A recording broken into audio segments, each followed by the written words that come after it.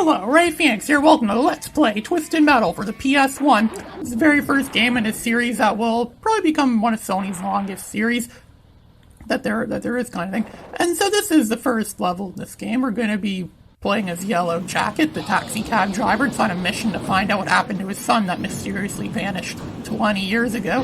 And so, it is Christmas Eve of 2005, and we are going to battle in this Twisted Metal competition that has been going on for 10 years now. It's essentially a demolition derby championship where you can use weapons and all sorts of means necessary to destroy your enemies and to ultimately claim victory. And the prize is a wish, and the wish could be anything, regardless of size, price, or even reality. So in the first level here, we're pitted against a monster truck called Hammerhead in some sort of big stadium. Not really a large stadium, it's some sort of stadium. There's actually people watching, and they're probably selling popcorn and drinks in the audience too. You can see signs advertised. See, there's my poster that's advertised for Yellow Jacket, because I'm obviously the Yellow Jacket, the greatest racer or greatest contestant in this game. He was a race car driver that apparently has a thing for demolition derby now, because he just wants to find out his son. He's old, he's gonna die soon. The guy driving Charlie Kane, he's old, he's gonna die soon. He wants to find out what happened to his son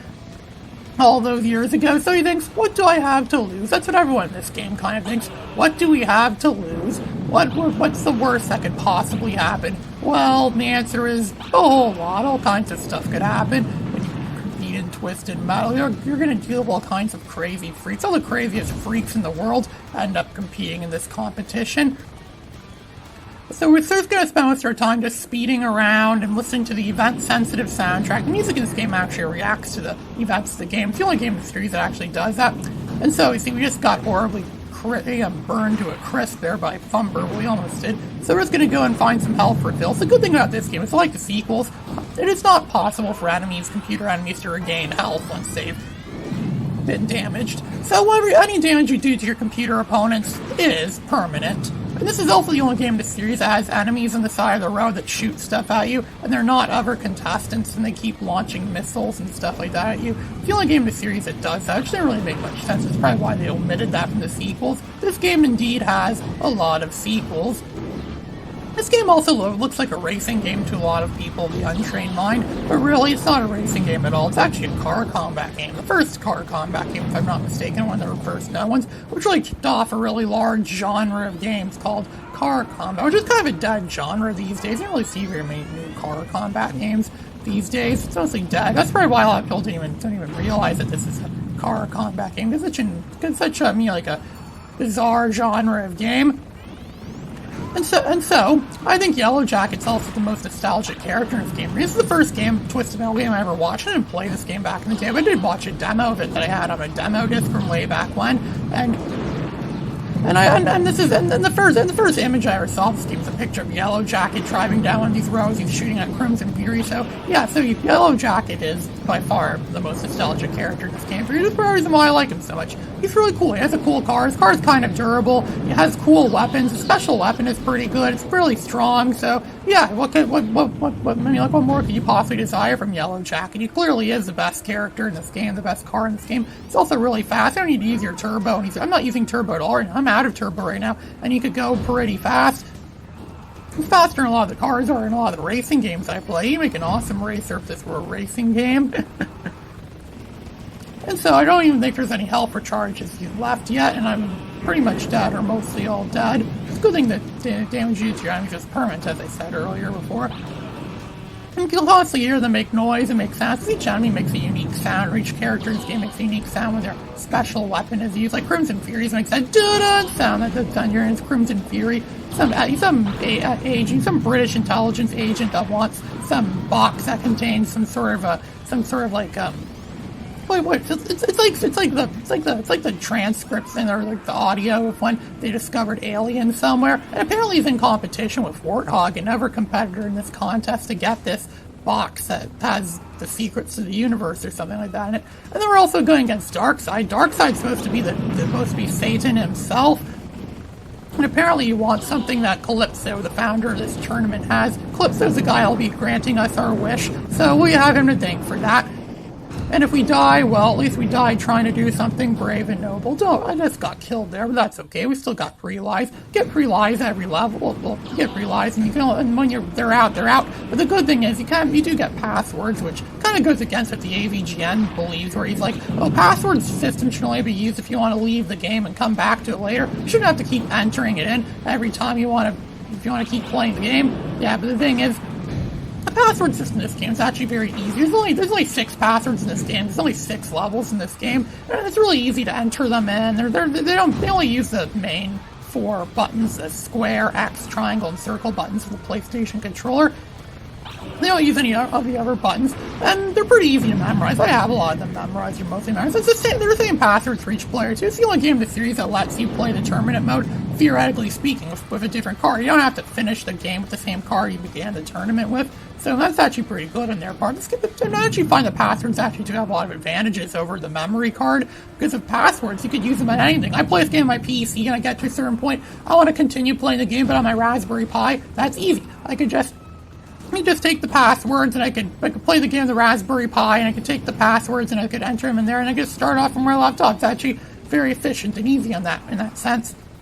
That's why I like. There's actually a lot of advantages using passwords. I really like passwords for that. Since I used to not like them that much when I was younger, but now I really look at them back and realize, yeah, passwords actually aren't that bad. And I kind of forgive this game a lot too for some of the stuff it does, for some bullcrap stuff it does. Mostly because it's an early PS1 game. It came out in 1995, and I always give very early PS1 games a lot of slack for things when they don't do something good. When they don't do something well, it's excusable when an early PS1 game does something like this. But if a later PS1 game does something like this, then it's not as excusable.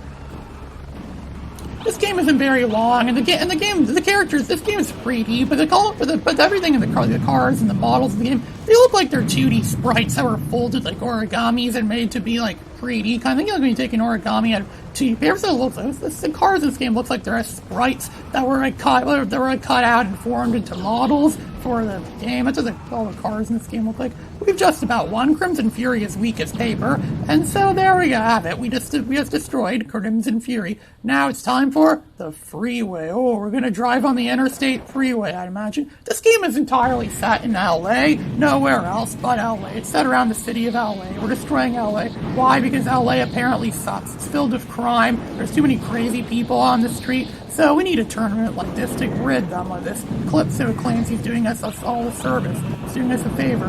Well, I don't know how accurate or true that is or not. And there's plenty of ways to recover your health on this freeway, so that's good. We'll be driving down the freeway, and there aren't any cars that get into our way too, so that's good. They apparently cleared the freeway for this tournament, so that's pretty good. And we're giving some of the weak. There's Specter. Specter is quite possibly the weakest car in this game. He doesn't stand a chance against us. We're strong compared to him, and we're pitted against 5 opponents, so we have to destroy in order to advance to the next level. What's cool about this game too is that in this game, when you get damaged, it shows like you have a little bit of damage, and sometimes when you get extremely damaged, there's another model for showing you got extremely damaged. Later games don't really do that. Later games, it's just 2 models per car, one where it's like normal and one where it's horribly damaged. That's how it is in the later games. So this game doesn't do that. They actually put more attention to detail. And this game also is a really cool thing. I'm not going to demonstrate this play at all because it's not really practical. There's this cool thing where you can actually make the game play in first person, where you can actually see the dashboard of the car. And you can see Charlie Kane Yellow Jacket. You can see one of his hands is a hook, because Charlie Kane is the hook for one of his hands. So I think it's cool they actually put that much detail and effort into this game. This game actually does have a lot of detail and effort. The people who made this game are like saying that this game is really just proof of concept. Sounds like a prototype for what the series could be to prove that their idea works. It's like I said, it's like a prototype, but the thing is, this game actually is pretty good for a prototype, actually. It actually was one of the better PlayStation games in 1995.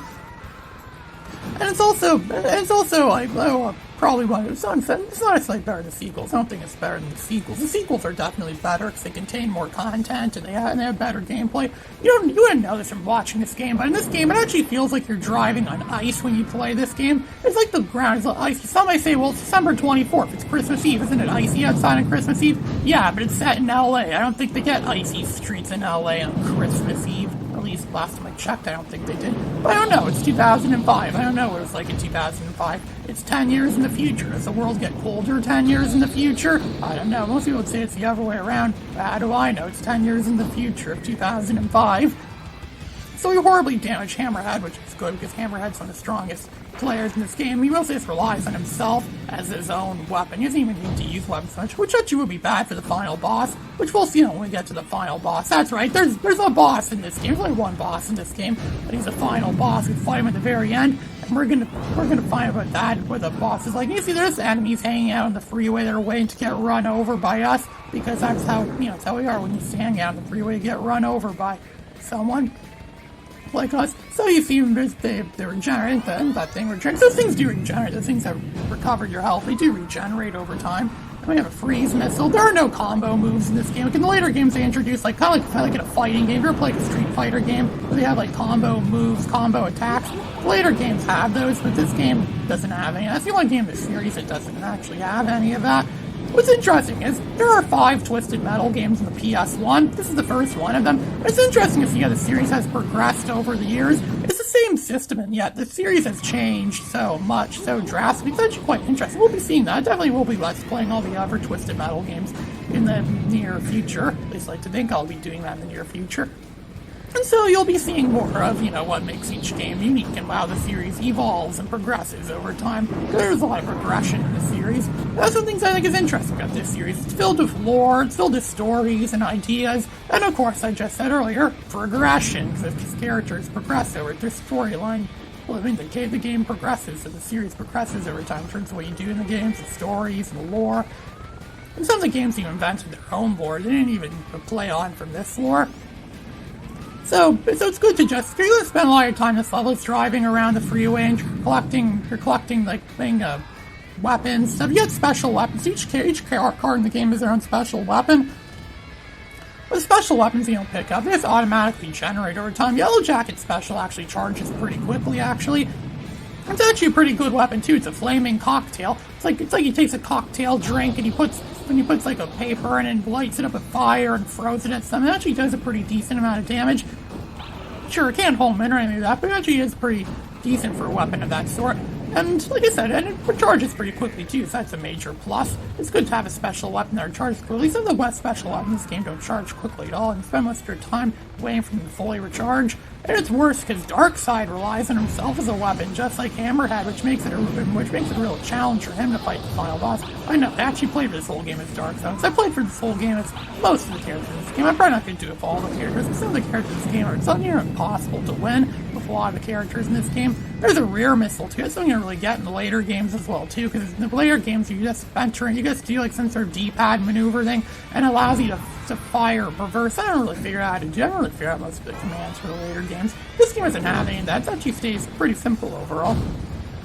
A series is awesome when this is probably the worst game in the series. This probably is the worst game in the series for a lot of reasons. So a series is awesome when the worst game in the series is a really good game. You kind of say really good, classic overall. There's so many awesome. The soundtrack in this game is really good. It has a really hard rock and roll soundtrack, which fits the game perfectly. Fits car combat perfectly, I think.